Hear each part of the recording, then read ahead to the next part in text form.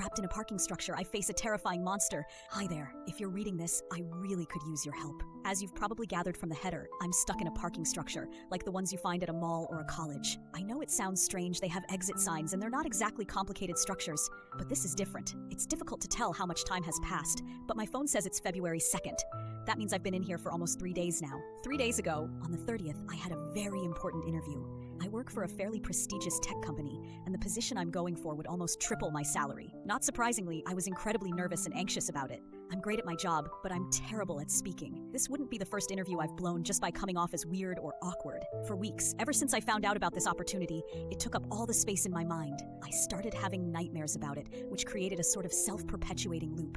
I worried the interview would go poorly, which stopped me from sleeping well, which made my performance at work worse, which made me worry more about the interview. It got pretty bad, honestly, but the night before the interview, the night of the 29th, I didn't have a nightmare. I mean, I thought it was a nightmare at first. It looked just like the other nightmares I had been having, but it was different. In the dream, I was in an ornate office, one that clearly belonged to someone important. I was sitting in a comfortable chair in front of an intimidating desk made of dark, polished wood. At the desk sat a middle-aged man with a wide grin. He looked just like any business professional you would imagine, save the air of hunger laced in both his gaze and his smile.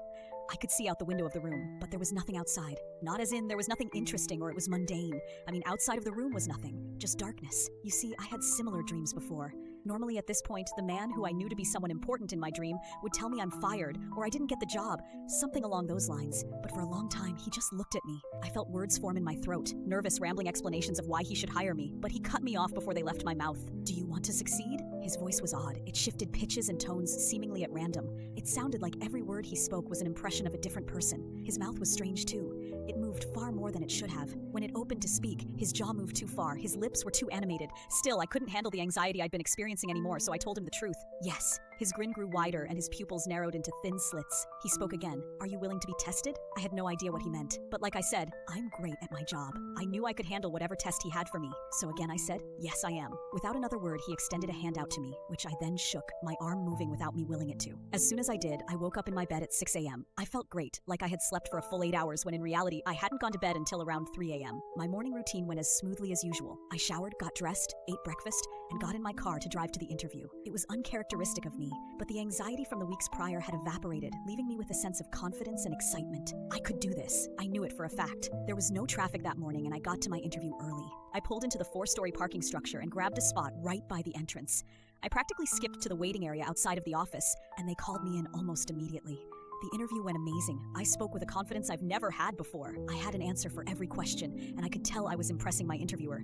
It did feel a bit weird when I spoke. My mouth moved in a way that wasn't entirely familiar to me.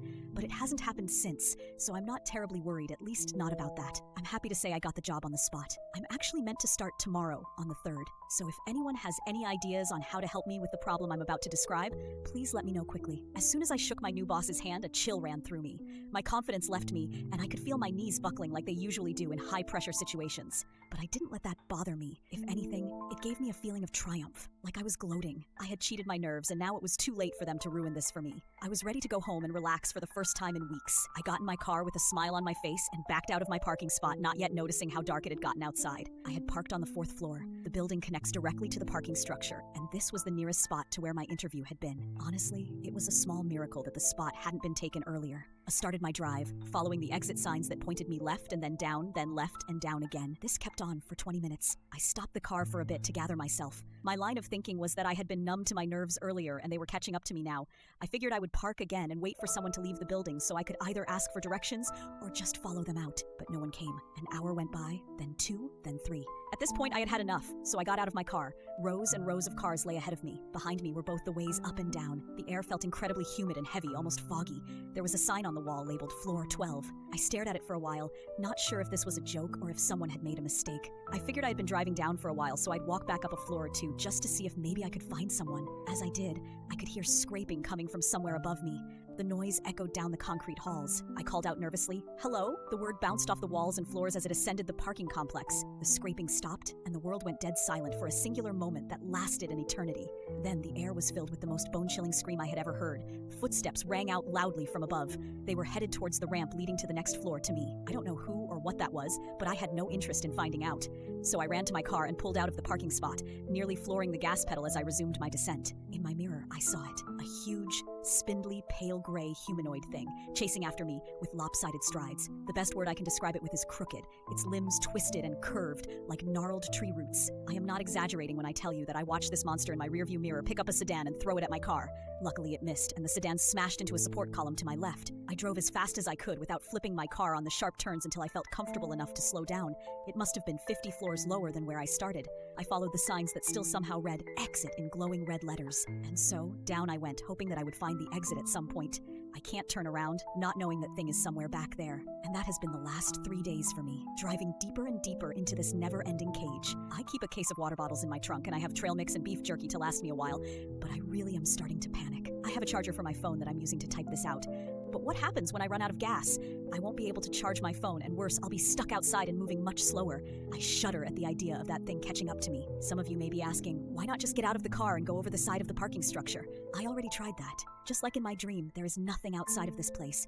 Only inky blackness. All I can see looking either up or down are endless levels of the same parking structure. I also want to note that until floor Mansion 302, the parking spots had all been chock full of other cars, but now I only see 1 or 2 occasionally. Things are getting worse, and I'm starting to think I'm not the first person this has happened to.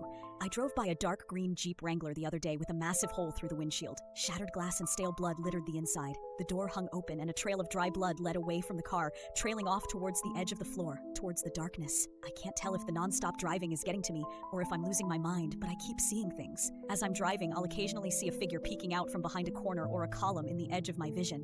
But when I turn to look, there's nothing there. I hear noises occasionally too. Not the scraping usually, but sobbing. I can hear faint sobs echoing through this place, but I can't tell if they're coming from above or below me. Even the air in here acts strangely, changing rapidly from cold to hot. The air conditioning in my car has helped with this, but again, what happens when I run out of gas? So as you can see, I'm in a bit of a conundrum currently. I'm trying my best to stay optimistic, but it's difficult and I feel like I'm at the end of my rope. My low fuel light came on not long ago and I'm freaking out a little. If you're reading this, could you please help?